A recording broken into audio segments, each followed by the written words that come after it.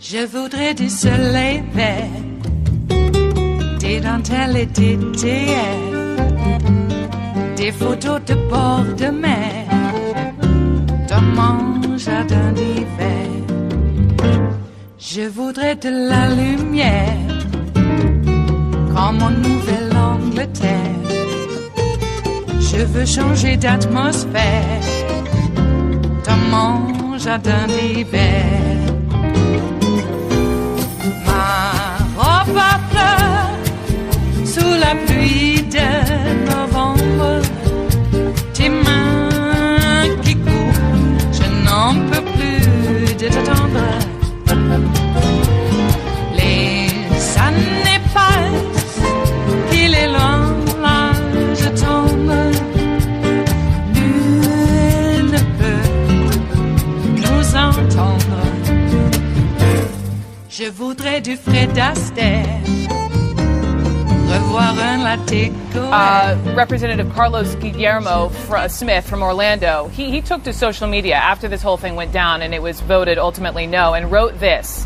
17 people in Parkland were just murdered with an AR-15, plus the Florida House just passed Raspano's House Resolution 157 declaring porn as a public health risk. No, gun violence is a public health crisis, plus Spano blocked HB 219, banning assault weapons in his committee for 2 years. Representative Caldwell, why is pornography a bigger health risk than semi-automatic weapons in the hands of a deranged individual? Listen, we have got to focus on what's going to really make a difference. And having a Representative ban, Caldwell, why is pornography? People can read. Why is pornography a bigger health risk than a semi-automatic weapon in the hands of a deranged individual? Answer my question, please, sir. Listen, I believe we shouldn't have weapons in the hands of deranged individuals. And again, why is that worthy of a debate? That's going to solve that. Why is pornography worthy of a debate and not semi-automatic weapons? Just answer me that. Trying to pull a bill out of committee is a political stunt. We don't do that. We've never done that. Stop going back to your talking points, sir. On any issue. And so we can have that debate. We can have the debate in the committee. As I said, the governor's going to have his proposals. The House is going to release our proposals. We're trying to work in a bipartisan manner in order to have a set of proposals that will actually do something, that will actually protect citizens. No, I'm no more going to take away citizens' Second Amendment rights than I'm going to stand and try to censor the people that came up here today and exercise their First Amendment rights. I don't think these people are asking for their guns to be taken away. I don't think these people are asking for their guns to be taken away. They're asking for you to consider, sir, they're asking for you to consider a conversation, a consideration of a ban of a weapon used in war, instead of having it in the hands of a deranged individual, which we have witnessed in so many shootings in this country. Why won't you have that conversation? I have that conversation with the Parkland students today. We're going to have that conversation in committee through the process that we use for every bill that we ever pass through the House and off the floor. We're not going to circumvent that process for any issue. The point of it is to be able to hear everybody's voices, make sure that we do the right thing, something that's going to be effective, not just pull a political stunt. And look, this is a real issue and a real tragedy for these kids. As I said, I met with them, I shared with them the tragedies that have happened in my own life. I get it, I understand it. I don't want to make them think we've done something that doesn't make any difference. These are lone wolf terrorists. These are people that we need to be able to identify. We had failures in law enforcement. That doesn't address the failures in law enforcement. We don't have an ability for people to defend themselves in our schools. Our schools are targeted because they are gun-free zones, because no one on the campus is able to defend themselves. It's why you don't have this violence happen in other places, and why it exclusively seems to happen in places where people can't defend themselves. Okay. Senator Rader, not trying to ignore you. I just wanted to have a conversation with Representative there. I know it. You know what? Representative Caldwell has to defend why they didn't want to hear a motion to bring in one of the worst tragedies in Florida history. And might I add, the reason that after the Orlando Pulse shooting that killed 49 people in Orlando and after the Fort Lauderdale airport shooting. The reason that this legislature right here behind me, why we didn't do anything then and we're talking about it now, is because this happened during our session. See, the thoughts and prayers thing it lasted for a short period of time, and people forget about it, and it becomes old news and becomes stale. We're right now in session. The legislature has to act. The governor has to act. And the State House could have acted, could have done something yesterday very easily. They could have had the debate. This is not a new debate. This is something that's been around for many years, and everyone has probably a strong opinion about it. They did not want it to happen, now, period. Senator, if the presiding officer wanted to hear this debate, he could waive the rules and could have done it and had that debate yesterday. Senator, let's put this on you, too. To the representative's point, you met with some of these Parkland students. What are their specific demands, and where can they realistically meet eye to eye with you? Okay, Brooke, thank you for the question. First of all, I found out about this tragedy literally a week ago this moment. It happened at about 2:15, 2:30 in my committee. I immediately flew home on a 5:30 flight to get into Miami. I took an Uber up to Parkland where I had a press conference, and then I went to the hotel where the families that didn't know the outcome of their loved one, what had happened. And I remember those screams in the middle of the night. And I mean like after midnight, 1 a.m., 2 a.m., the screams from the parents and the family members finding out that their loved one had been murdered in this terrible tragedy. And I was there all day on Thursday. And it's funny, I have 4 children. I have 2 kids right now in high school. The next day, one of my kids was in a lockdown at their high school because they thought they heard something. So this is very real. Parkland is the sister city right next to where I live in Boca Raton and Delray Beach. We know people. We break bread with people. And when you say, what are we going to do? The number one thing is we have to have sensible gun laws. I mean, everyone agrees. I don't understand why anyone would want an AR-15. The reasons I've heard was for collectible reasons. I don't understand. You don't go hunting with them. You don't shoot with them, I don't believe. You don't defend your house with them. I'm not so sure why we have AR-15s and why we can't have just a ban on this weapon that, for the most part, kills so many people in a short period of time. But you know what? Also, I know there's conversations right now in the legislature with the governor's office about other things as well. Mental health funding, obviously, we need an enormous amount more. The majority party has cut mental health for so many years now, it's hard to count. Even in opioid funding, where it's woefully underfunded. So health funding, hardening the schools, making sure that we have the resources necessary. You know, we have a Baker Act to make sure that we can hold people for 72 hours to question them. If this were the day before, if this were February 13th, there's no way we could hold this young man, Nicholas Cruz, on anything because he was a 19-year-old who had a number of guns. He hadn't done anything at that time, and we need to have something in force. It's ridiculous that we have 19-year-olds and 21-year-olds and 25-year-olds with these type of weapons. And in Las Vegas, I believe the man was 49 years old. Okay. Senator Rader and Representative Caldwell, I truly respect both of you for standing there side by side and having a healthy conversation and dialogue with me today. I really thank you both. It is Thursday, the 22nd of February of 2018, and you are in West Coast Cookbook and Speakeasy. I am your chef de cuisine, Justice Putnam, and it is Metro Shrimp and Grits Thursdays. A little bit of jambalaya, a little bit of spice in your life. Oh, my. Well, there is a definite alternate reality that exists in the mind of Donald Trump. He had a listening session yesterday, sort of like a beer summit, except there were some minors there. Yes. But regardless, he ostensibly was there to sit in his captain's chair, by the way, so everyone would know he is the leader of the free world. And don't you forget it. And he nodded sometimes at the appropriate times, sometimes. And sometimes he just looked like he was nodding off, because that's the way he is. And so, after supposedly listening to this hand-picked group, by the way, oh yeah, There's a reason why the kids from Parkland, weren't really invited, like Emma and Cameron and a few others. Yeah, there's a reason why they were not invited. But regardless, there were some actual good suggestions made. And it seemed like there were some... now, I'm not blaming grieving parents, but there's a reason why there were some grieving parents that echoed the NRA's line and the Trump line about school security, etc., which is not school security, I guess, make it a prison with armed guards. Well, listening to this, and he came out and he said that we all heard it.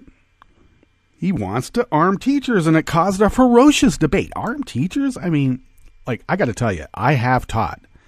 And I really don't want to be in a classroom thinking that I'm the last line of defense. And if that shooter comes through that door, I'm going to start firing. Now, all sorts of things could happen. A kid trying to get in. I know I'm supposed to lock the door, but somehow they're trying to get in and I shoot a kid. Or how about this scenario? The SWAT team comes through the door. I have a gun. Who gets off the first shot? It doesn't really matter. I'm dead. And maybe the kids around me. Which, if I was a foreign power that read things in Cyrillic, this is exactly the kinds of things I'd want to have happen in a country I'm trying to take over. But that's just some sort of weird conspiracy. Oh, yes, indeed. Looks like Trump is on the verge of firing National Security Advisor H.R. McMaster for admitting Russia's role in the U.S. election. You cannot go outside that alternate reality. Well, that was a fairly long clip at the top, but I just wanted to expose why pornography is much more of a social disease than guns on schools and killing kids. Now we have a student movement. Thank God. I was wondering when it was... Well, actually, let's not forget, Black Lives Matter is a student movement that arose out of senseless killings. Maybe that can galvanize. It's very similar to the civil rights movement and the anti-war movement. At some point, it will all meld. And that's why they, meaning the Trumps, the other side, the right wing, that's why they've always been so afraid of student movements. So, listening session, then the town hall. Oh my God.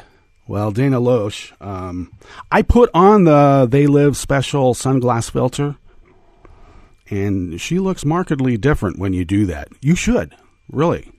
And the Sheriff Israel there, some of his stuff I really like. We got to get rid of guns, but I'm not really into making schools prisons.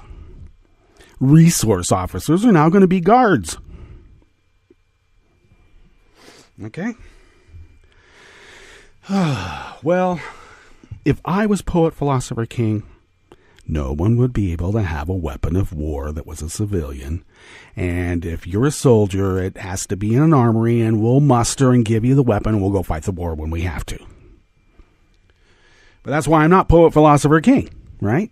Well, that was quite a long clip, and I've been just going on here in West Coast Cookbook and Speakeasy's Metro Shrimp and Grits Thursdays.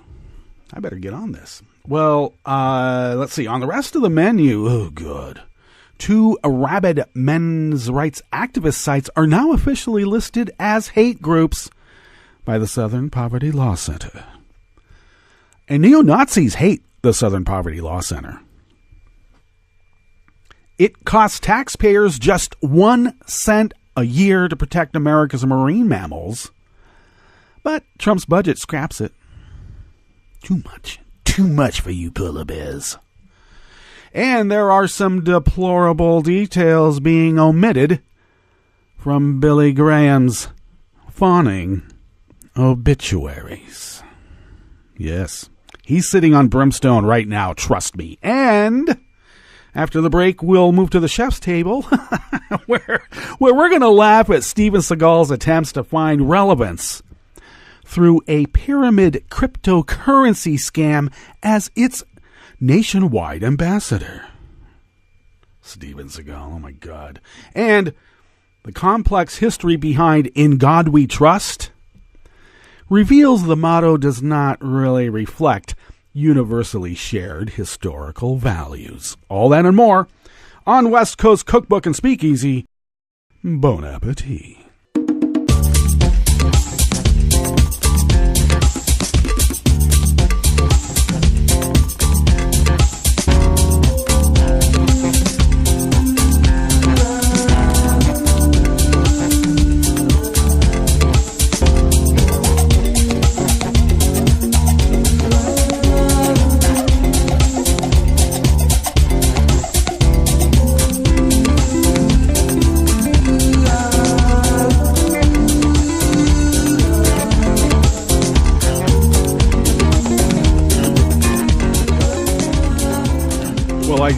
I usually take too much time, but I should mention that if you go to our homepage, which is at netrootsradio.com, scroll down to the bottom, you'll see the chat room link on the right-ish and the donate, contribute buttons on the left-ish, and that's how we pay our bills. So thank you. We're paying the bills, and we are unable to do it without you. Okay, so this first article is out of Raw Story by Martin Sismar. Somebody new. I haven't recognized that name. And so, for the first time, 2 men's rights groups have been added to a widely watched list of extremist groups. The Southern Poverty Law Center released its annual Year in Hate report on extremism yesterday. And the report included 2 new male supremacy groups, A Voice for Men, and Return of Kings. I don't know. I don't think there's very many poet-philosopher kings in the midst of that. That's why we don't have any. Because if you were a true poet-philosopher king, you would know the folly of it. And the only true way for people to exist is by cooperation as equals. And then we have a representative democratic republic that arises out of it. Okay. I'm just saying. At some point, you realize that your position is just really fake news. And you're no better or worse than everybody else around you. Let's fill the potholes. Okay? All right. The vilification of women by these groups makes them no different than hate groups that attack entire populations, such as the LGBT community, Muslims, or Jews, based on their inherent characteristics. Well, what makes these 2 groups particularly different? And within the definition of what the SPLC has defined here, and that is Heidi Beirich, okay, who said that, is that they're not vilifying feminists, a subgroup of women. They are not vilifying or expressing misogynistic, bigoted, violent tendencies towards, let's say, I don't know, tattooed roller derby women, another subgroup. They are vilifying and bigoted misogyny with violent tendencies towards the whole of women, all women, just because they're women. So I kind of think that's one of those entire populations type things. Last time I counted, at least 50%, if not more, of the population of the world. Heidi Beirich said that they've been monitoring them for the last few years closely because of the rabid misogyny you find on the sites. My colleagues and I talked about it, and they definitely fall within our definition, so we should list them. How is the way they talk about women different from how neo-Nazis talk about Jews, or the way American Renaissance talks about black people? It's basically that all women are evil, and they do terrible things. They are witches with mystical powers that somehow beguile men into doing things that they wouldn't do normally when they're just around themselves, picking stuff out of their fingernails. Or other places, but, it's still morning, okay? You know how men are. I will say that, there is a foul. Most men I know keep a pretty clean, if not hygienic, bathroom. Okay? And the ones that don't, they're from another planet. That's what we say. All right, so A Voice of Men was founded by Paul Elam in 2009, who the SPLC identifies as being known for misrepresenting statistics to justify his claim that men are victims of a malicious matriarchy. I think that guy has a problem with mom, and he has never reconciled it. I know that's an easy knee-jerk reaction, but I wonder.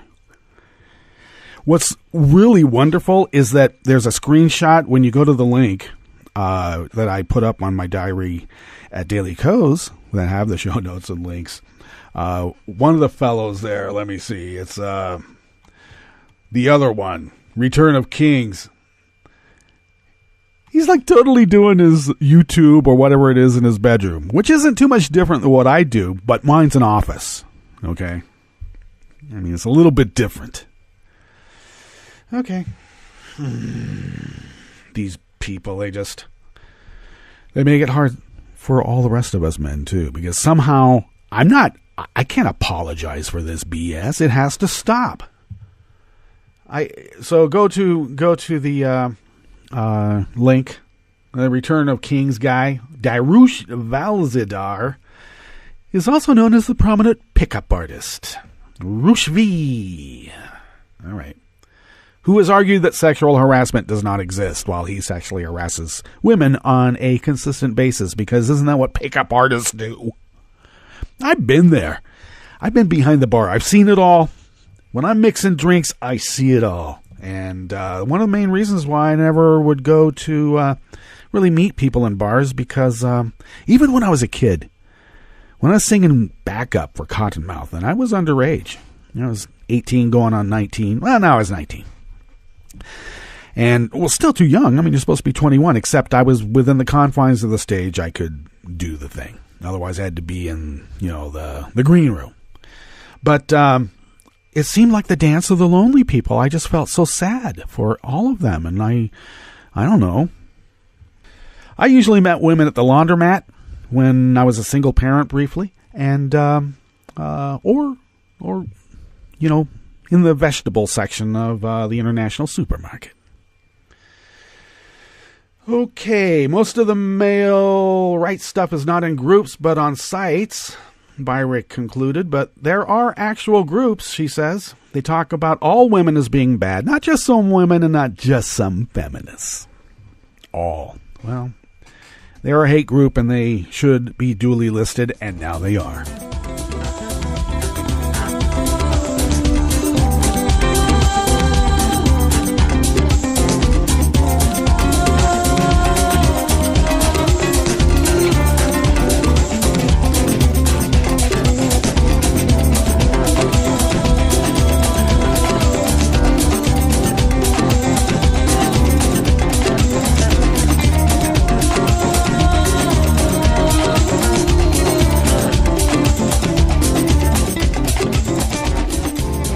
Next offering here in the Bistro Cafe, part of West Coast Cookbook and Speakeasy, Metro Shrimp and Grits Thursdays is our daily special.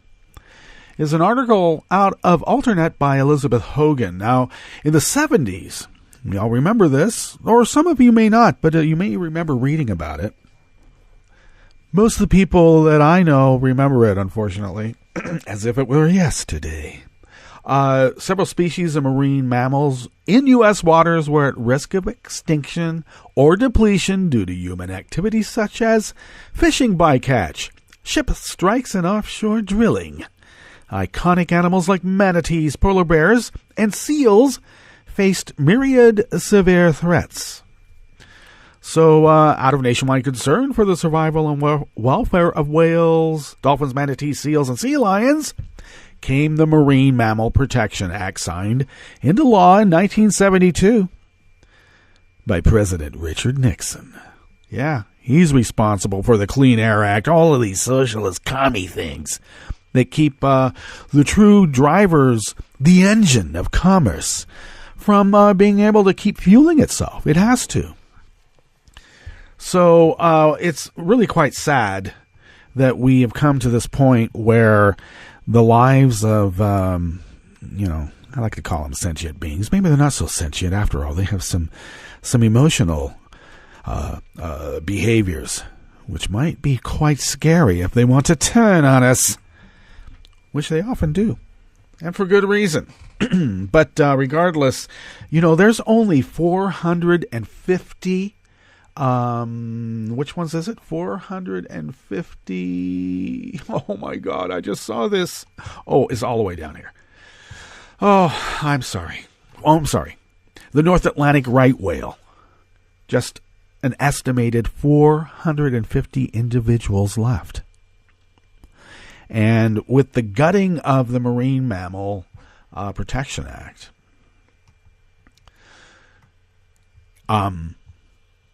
those numbers will be decimated to zero. So the cost to the American taxpayer is 1 penny per year. Now, of course, that's over the average, because I think what the issue here is that some rich fat cats have to pay like maybe 3 to 5 pennies, and that's just too much to protect the beings around us that probably might be the canaries in the coal mine, figuratively speaking. Where they go, we will soon follow. Okay, so there's still time. I don't know. It may be left to just hoping you can get a listening session, so Trump can have a list of responses to your concerns, and one will also be written in butcher block paper, so he can read it. And he'll respond, I hear you.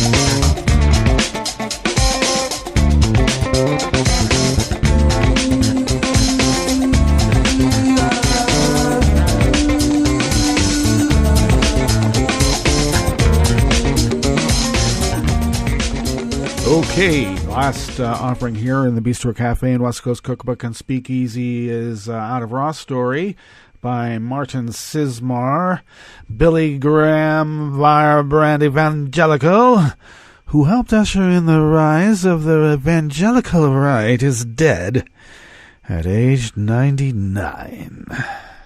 Well, he's getting all tributes from all corners of all parts of the world, and some people considered him to be America's preacher.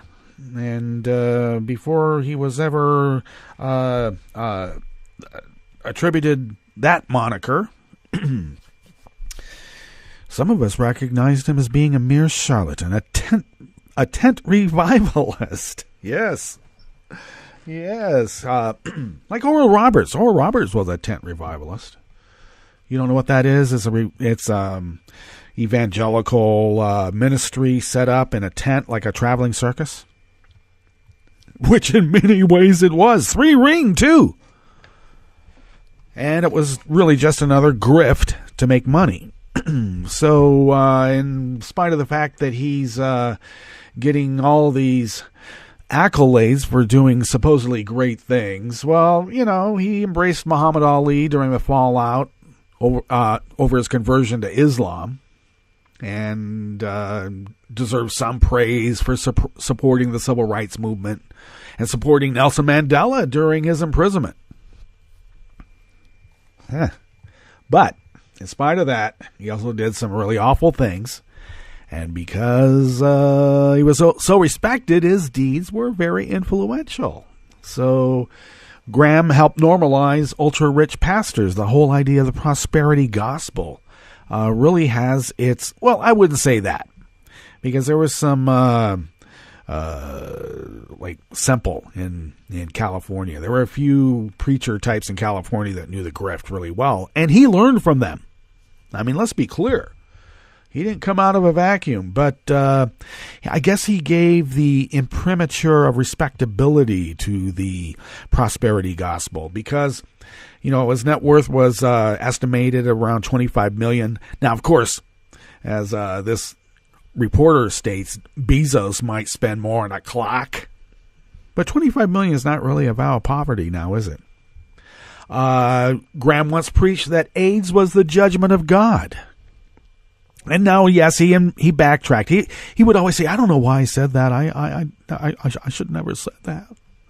But he said it. The dog whistle was heard, and people blamed little kids, hemophiliacs who had blood transfusions who contracted the virus and died as being just merely the judgment of God. Now, I guess philosophically you're right. If you think that this sky monster is, the judge of the quick and the dead. No, I've always thought that this was crazy, sent a memo to Nixon urging him to commit a war crime in Vietnam. And what was that? Use nuclear weapons to bomb the dikes in North Vietnam that held back the floodwaters and thereby, I guess, a new flood, wash this landscape clean and we'll start over. And even Henry Kissinger said, I think that's maybe too much. Yeah, it was. And now Graham was virulently anti-Semitic, and he always said, I don't believe that, and I have no idea why I said that thing a few times. But taped conversations with Nixon. Yeah, Nixon taped everything. Well, he said that specifically he told Nixon that Jews control the media, and this was dangerous. This stranglehold has got to be broken or this country's going down the drain. Nixon agreed with this, and Graham suggested that if he got elected to a second term, we might be able to do something. And you know what they did? They made a list of all his Jewish friends and everybody, and let's get... Graham would later point out that he had Jewish friends, of course. But there was a purge of Jews in the Nixon administration for a while. He has backward views on women, of course. He's criticized feminism and is the namesake of the weird rule that Mike Pence lives by, never spending any time alone with any woman besides his wife. On the other hand, if you're so tempted by the mere presence of a woman to do some salacious deed, maybe you should only be in a room with only your wife. Okay, and probably worst of all is Graham raised his boy wrong. Graham was regretful of his involvement in politics. If I had to do it all over again, I would also avoid any semblance of involvement in partisan politics. There have been times when I undoubtedly stepped over the line between politics and my calling as an evangelist. And yet, Graham failed to impart this wisdom on his son Franklin Graham, who took over the Billy Graham Evangelistic Association and was taking the lead in defending and legitimizing Trump to evangelicals. Yeah, isn't that weird? Franklin Graham told his flock to hold your nose and go vote and said that the thrice-married serial philanderer is a changed man that all Christians need to get behind. Well, they are, and he's going to poop on them like he does everything and everyone. Let's get to our break, and we will come back and go to the chef's table and go through the weather and finish up at the chef's table. You are listening to West Coast Cookbook and Speakeasy, and we will be right back. You are listening to netrootsradio.com. Please hang up and try again.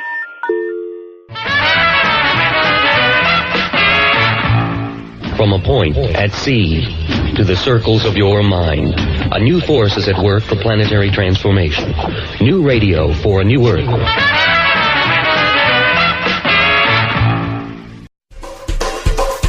This is Scientific American's 60-Second Science. I'm Steve Mirsky. We find that the composition of ecosystems around the world is changing much more rapidly than we expected, and indeed much more rapidly than ecological theory predicts. Biologist Anne McGarren of the University of St Andrews in Scotland.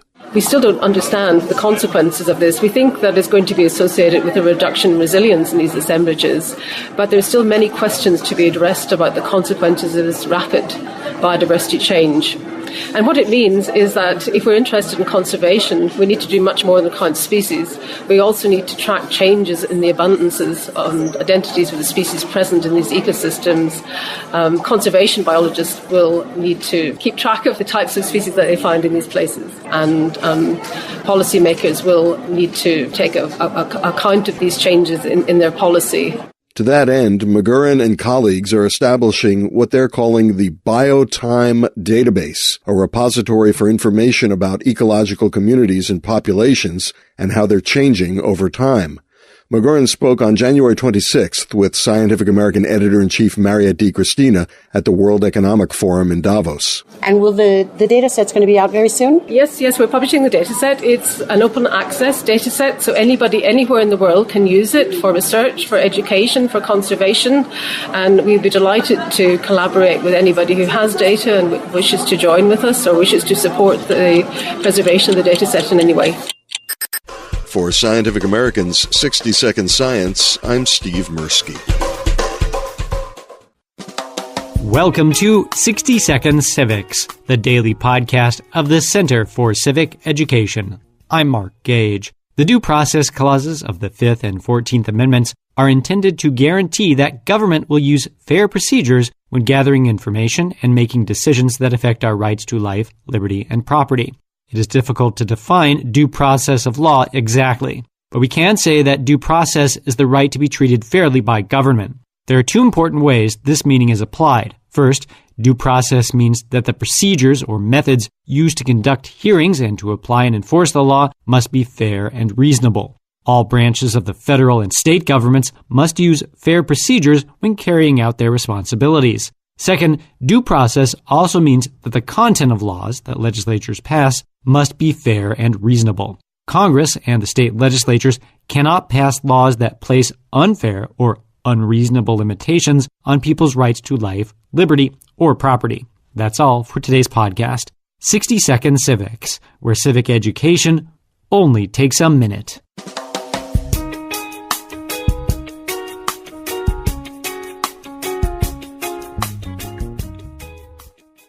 How rigged are the elections for the United States House of Representatives? I'm Bill Newman, and this is the Civil Liberties Minute. In 2016, in the popular vote for Congress, Republican candidates beat Democratic candidates by 1%, 49 to 48. That 1% difference in the popular vote translated into a 47-seat majority for Republicans in the House. We're talking primarily here about gerrymandering. And before the United States Supreme Court now are cases that raise the issue whether gerrymandering, no matter how grotesque and partisan, still is permissible.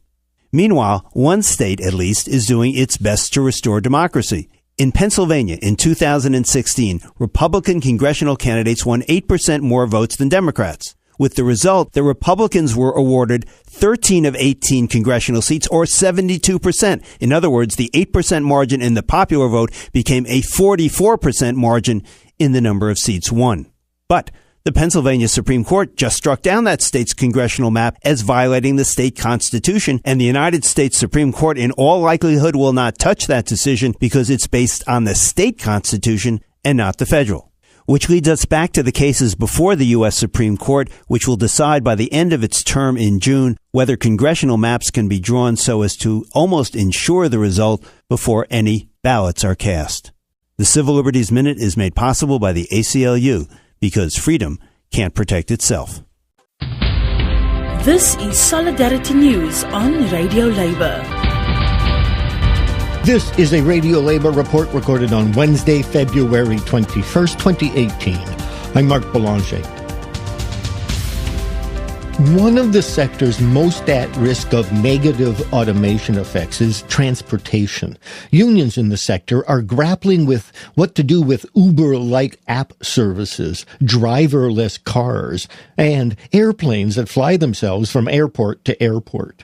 One of the labor organizations which has been studying the phenomena is the International Transport Workers Federation. The ITF represents some 20 million transport workers in 150 countries. They are members of 700 unions. Rob Johnston is the ITF's Assistant General Secretary. I think it's really important that we show that workers need to be at the heart of the transition. Automation is not something that's new to the transport sector.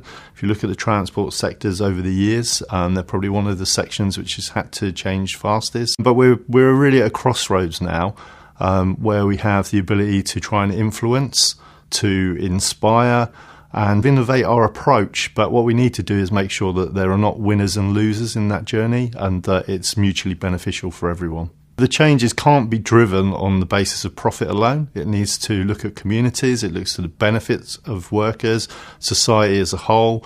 How do you raise tax revenue when you have driverless taxis, for example, or driverless trucks, or aeroplanes that fly themselves, things like that. So we really need to take a good look at the whole piece and figure out how do we benefit, how do we sell the story or the innovation to society as a whole, and how do we all benefit from it. Frank Morreals is the president of the European Transport Workers Federation. You can, of course, fight automation. You can say, no, we don't want it. But I don't believe that it's a correct strategy. We have to deal with it. And we have to say, yeah, it's an innovation, it's okay, but there are conditions. We want to manage it as a trade union. We will not accept anything that happens. We are not against applications in the taxi sector. We are not against programs in the taxi sector. But we are against the business model. We are against the fact that the guys who are driving are exploited. That's the problem. So we should not fight the innovation, but we should try to manage it and to control it. Tony Sheldon is the National Secretary of the Transport Workers Union of Australia. Well, many governments, along with unions and with employer groups, have really failed to grasp the challenges that means for industry, both for capital that's already invested in the transport industry and, most importantly, labour that we represent, and the consequences for society more broadly. Who gets the value? Is it a tech company that comes up with a new coding that builds a truck around it? Is it the driver that drives the vehicle? Is it the consumer? Or is the government receiving taxes? Or is everybody sharing the outcomes?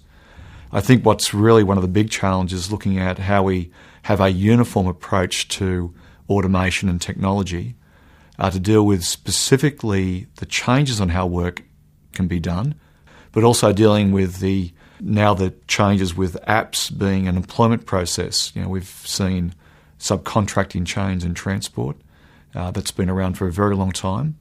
We're now seeing app-based exploitation of labour. Steve Cotton, the General Secretary of the ITF, was asked how the effects of automation could be confronted. It's a constant challenge in our society today. It seems to be all about money and how much money you can make. But there are institutions, the International Labour Organisation, United Nations organisations, there are interested third parties, NGOs, who are trying to strive to put in place a safety net that means society is fairer and looking after human and civil rights. And that's it. International labour news you can use. Radio Labour's newscasts are available on its website, Facebook, iTunes, union websites, and community radio stations. Follow us on Twitter @Radio Labour. I'm Mark Boulanger. Thank you for listening. And remember, it's all about global solidarity.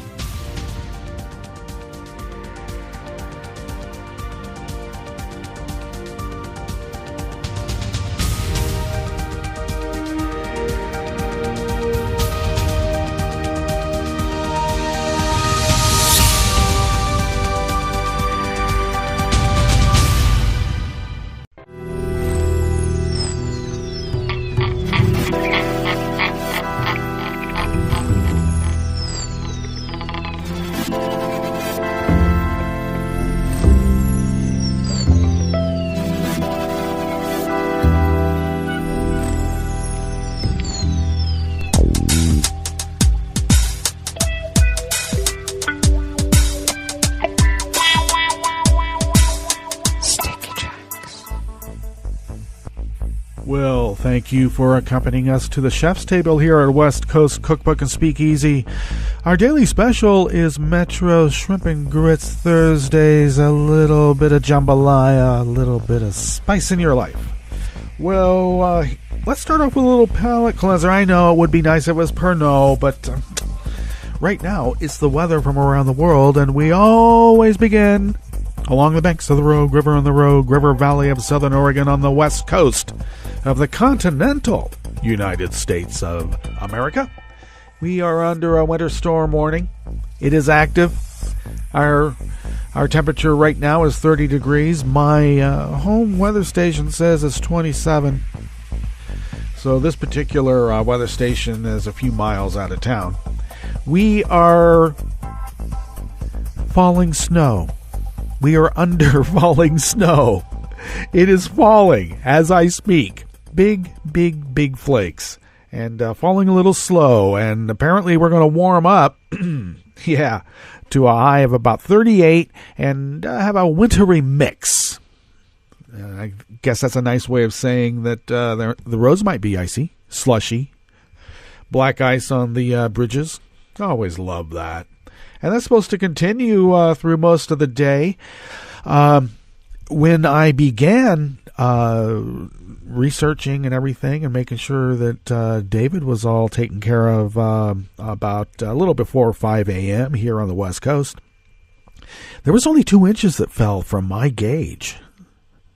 And it looks like we're going to have maybe that at least by 1 or 2 this afternoon. We'll see if because if there's some water that falls in it, some of it might run off. We'll see. And that will continue through tonight. Right now, winds are out of the northwest at 5 to 10 miles per hour. They'll supposedly decrease to light and variable later. And, air quality index is pretty good at 15 parts per million. I don't mind seeing that. Speaking of seeing, visibility, they say is 4 miles, but where I'm at, it's considerably less than that. And humidity, barometric pressure is at 30.07 inches and humidity is at 90%. Well, of course it would be. Okay, weather from around the world is brought to you by people's personal weather stations that they purchased. These people planted these personal weather stations somewhere on their property. And these people live around the world. All you kids out there trying to get into radio, do that and try not to pop your piece. All right, let's get back to this. London is 42 degrees and sunny. Paris, France is 41 and sunny. Rome is 45 with showers in the vicinity. Kiev is 26 degrees and partly cloudy. Kabul is 47 with smoke, and they usually are because they're cold. Hong Kong is 51 and cloudy. Tokyo is 37 and cloudy. Sydney, Australia is 70 degrees and partly cloudy in their summer. San Francisco, California is 44 degrees and partly cloudy. And New York is 45 degrees Fahrenheit and cloudy. And that is weather from around the world, brought to you by people's personal weather stations that they purchased. These people planted these personal weather stations somewhere on their property. And these people live around the world.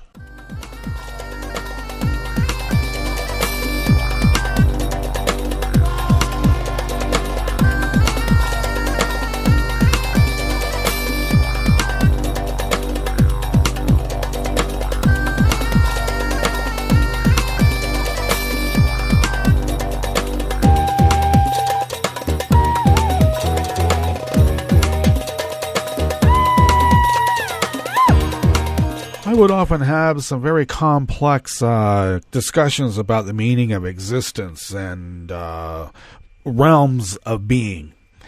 And I always thought, within this philosophical construct, of course, that one way that you could tell that if you were not in hell, but at least somewhere in purgatory, is that when you least expect it, Steven Seagal will show up back in your timeline. And it is really just, it's just a reminder that just when you think you have it good, Steven Seagal shows up again. Yeah, to me, he's a talisman that I am unable to rid myself of. Okay, the great Sarah K. Burris out of Raw Story.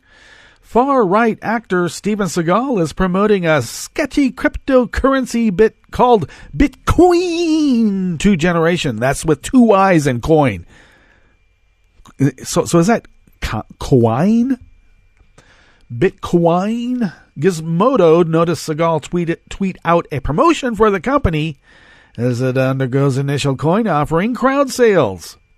Now, Seagal doesn't clarify if he's being paid by the company or has been given any of the currency for the tweet, but he signed on as the worldwide ambassador. See, this is how you know you're at least in purgatory. We are paying penance for our sins. I suppose if we have to, put up with Steven Seagal, it's worth it just so that we can be rid of him and, maybe ascend to a nicer place. We're coming, we're in Lent, okay? Come on. Bear with me. The company describes itself as the place where people who missed out on Bitcoin can invest with 10 times lower transaction costs. Yeah, okay, I'm going to do it. Meanwhile, the SEC is cautioning investors against throwing their money into a potentially unlawful ICO. In November, they specifically cited celebrity-backed initial coin offerings. The white paper from Bitcoin 2 Gen uses a kind of pyramid scheme-like structure and promises payouts to each level, which is, I think, what cryptocurrency is, isn't it?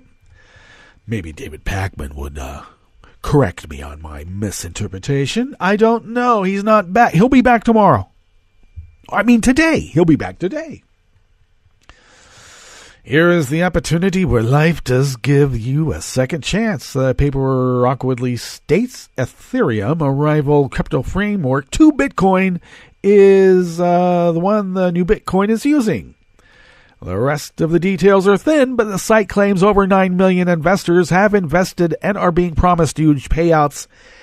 Sounds to me like they're, seeding it with a few Russian bots to make it look good. I, as your business advisor and poet philosopher king, I would advise against making this investment.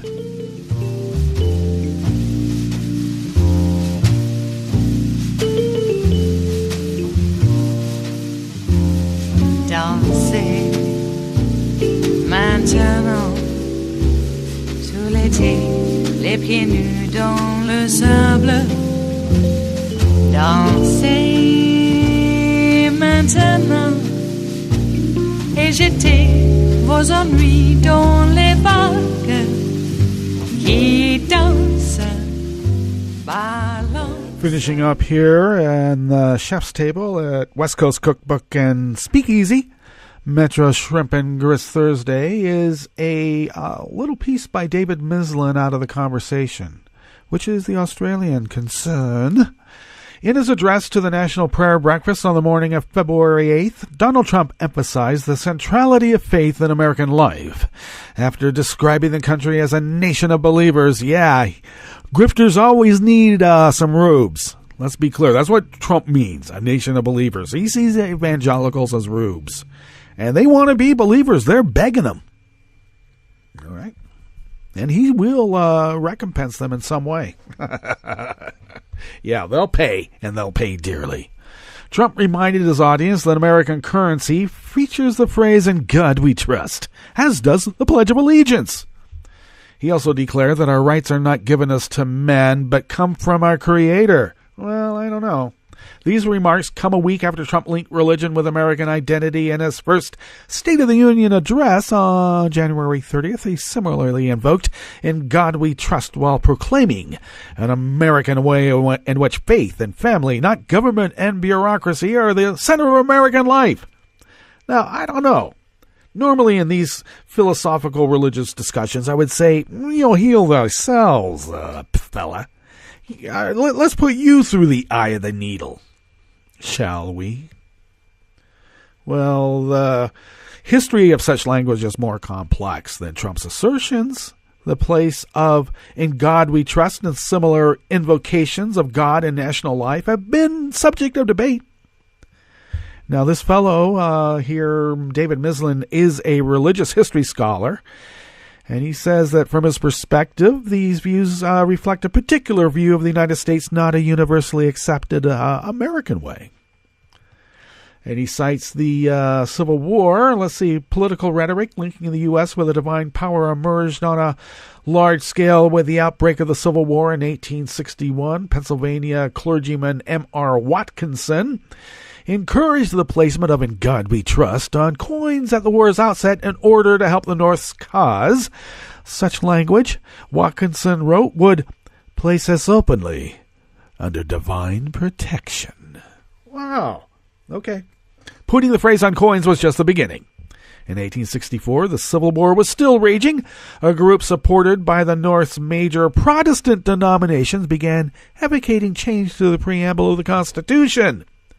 The proposed language, which anticipated Trump's remarks about the origin of Americans' rights, would have declared that Americans recognized Almighty God as the source of all authority and power in civil government. No! No.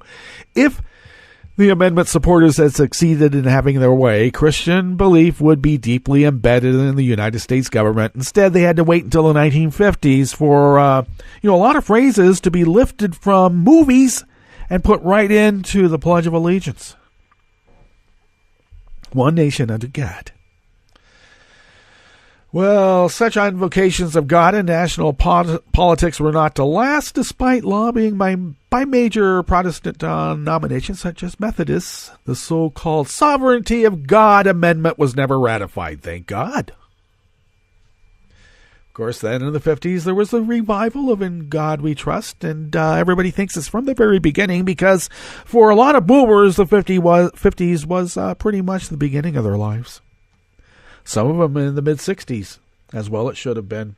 The belief in American religiosity that put "In God We Trust" on coins and made it the national motto in the 50s had emerged over several decades. Conservative businessmen allied with ministers, including Billy Graham, to combat the social welfare policies and government expansion that began with Roosevelt's New Deal. These wide-ranging programs designed to tackle the Great Depression irked many conservatives, and a lot of conservatives say you are made to suffer, and suffer you will. Okay. The alliance of conservative business leaders and ministers linked faith, freedom, and free enterprise because it has alliteration. Or is that consonants?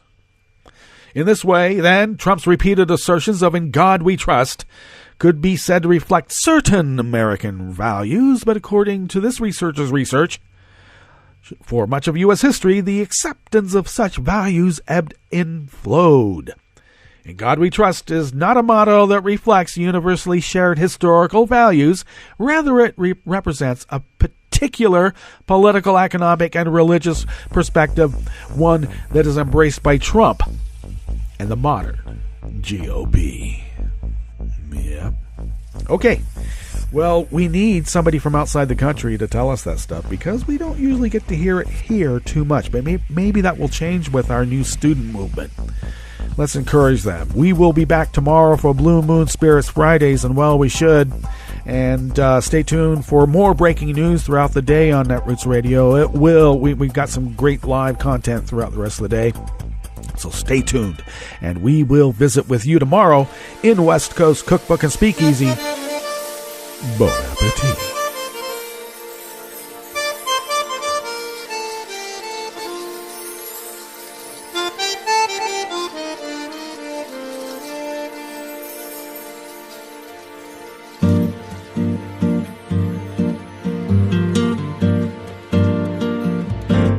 Je voudrais du soleil vert, des dentelles et des théières, des photos de bord de mer, dans mon jardin d'hiver. Je voudrais de la lumière, comme en Nouvelle-Angleterre.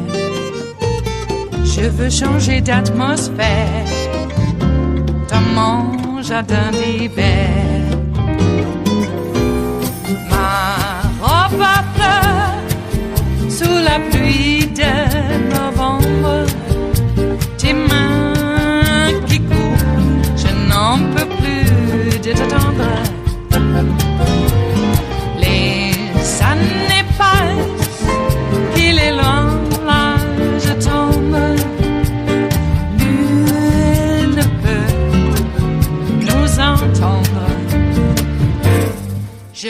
près du Fred Astaire, revoir un latte Goël. Je voudrais toujours te plaire dans mon jardin d'hiver. Je veux déjeuner par terre comme au long de golfe clair, t'embrasser les yeux ouverts dans mon jardin d'hiver. Ma robe à fleurs sous la pluie d'un novembre, tes mains qui courent, je n'en peux plus de t'attendre. Les années passent, il est loin l'âge tendre, nul ne peut nous entendre. Ba-da-da-dum-di-da-dum, ba-da-da-dum-di-da-dum, ba-da-da-dum-di-da-dum, dans mon jardin d'hiver. Ba-da-da-dum-di-da-dum, ba-da-da-dum-di-da-dum, ba-da-da-dum-di-da-dum, dans mon jardin d'hiver. Dans mon jardin d'hiver, dans mon jardin d'hiver.